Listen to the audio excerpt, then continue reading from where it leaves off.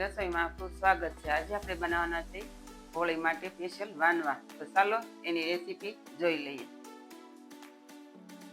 સૌપ્રથમ આપણે 1 કપ ચણાનો લોટ લેવાનો છે। આપણે 3 થી 4 ચમચી અડદનો લોટ લીધી છે। એક નાની વાટકી મગની દાળનો લોટ છે। આપણે 3 ચમચી જેવો ચોખાનો લોટ એડ કરી છે। સ્વાદ અનુસાર મીઠું એડ કરી દઈએ। 2 ચમચી હળદર એડ કરી દઈએ। 1 ચમચી ધાણા જીરું પાવડર એડ કરી દઈએ। આપણે 1 ચમચી આદુ મરચાં લસણની પેસ્ટ એડ કરીએ।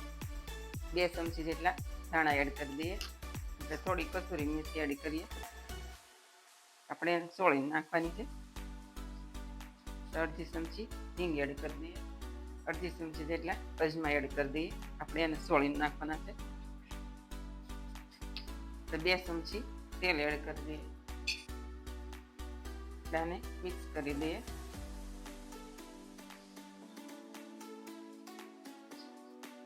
આપણે થોડું થોડું પાણી એડ કરી અને લોટ બાંધી લઈએ। આપણે લોટ કઠણ બાંધવાનો છે, ઢીલો ન થઈ જાય એનું ધ્યાન રાખવાનું।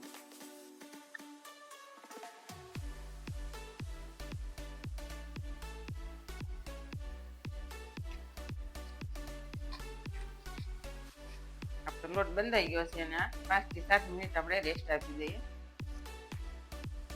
હવે આપણો લોટ રેસ્ટ થઈ ગયો છે તો આપણે આને થોડો મસળી લેવાનો છે। આવી રીતના આપણે પહેલા પાટલી ઉપર તેલ લગાવી દઈશું।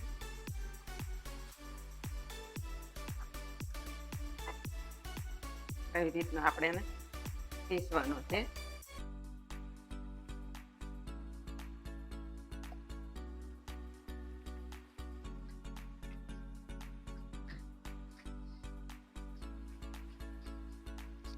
તો આવી રીતે આપણે લોટને ટીપશું તો આપણા વાનમાં એકદમ પોસા થશે, ક્રિસ્પી બનશે। જેમ આપણે લોટ મસળશું એવી રીતના લોટ આપણો કલર બદલાતો જાય। હું તમને બતાવું।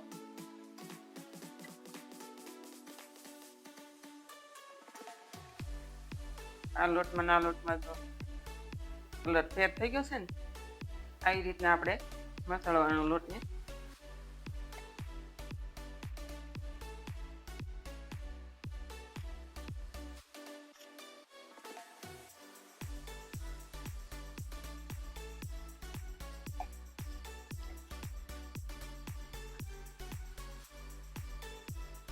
હવે આપણો લોટ મસળાઈ ગયો છે તો આપણે નાના નાના લુવા પાડી દઈએ।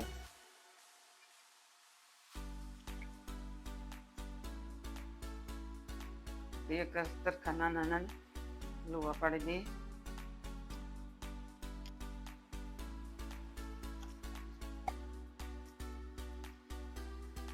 તો લુવા તૈયાર થઈ ગયા છે તો આપણે વણી લઈએ। હવે આપણે આને વણી લઈએ। થોડો લોટ સાટી દેવાનો।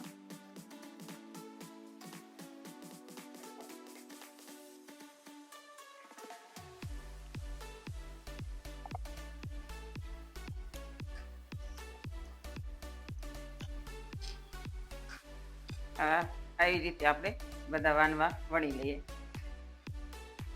આપણે હવે તેલ ગરમ કરવા મૂકી દઈએ।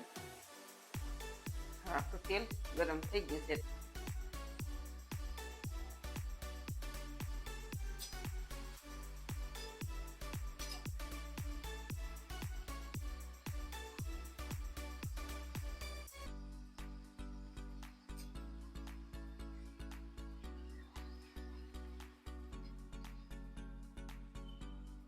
આવી જ રીતે આપણે બધા વાનવા તળી લઈએ।